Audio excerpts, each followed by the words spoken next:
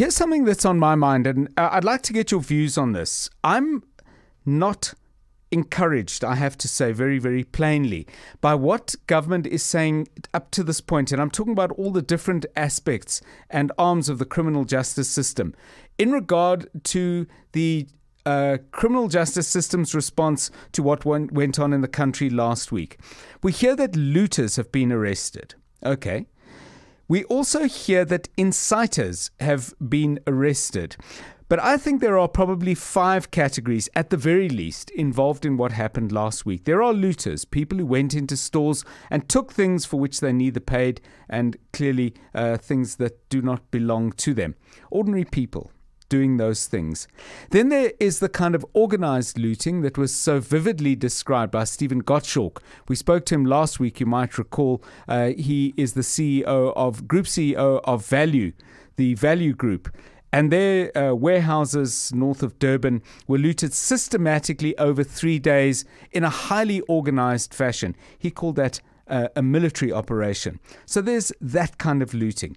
Then there are people who are being described as inciters. An inciter, to my mind, could be somebody who on social media says, this and this has been done in our country. They might refer, for example, to the imprisonment of former President Jacob Zuma, and we should make South Africa burn. That is incitement, as I understand it.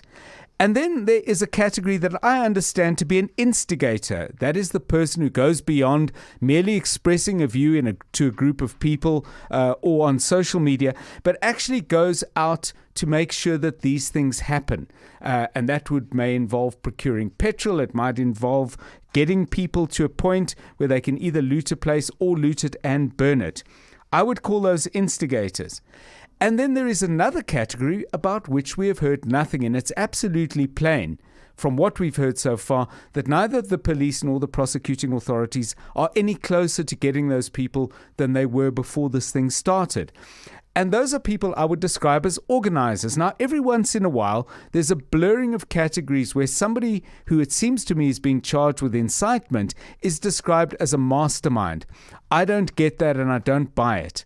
Organizers are people who would be responsible for things like the burning of a pesticide factory. We spoke earlier this week about UCL, the company in Durban.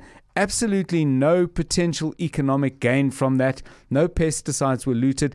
The place was set on fire with the deliberate intention of creating anarchy, but also creating an environmental catastrophe.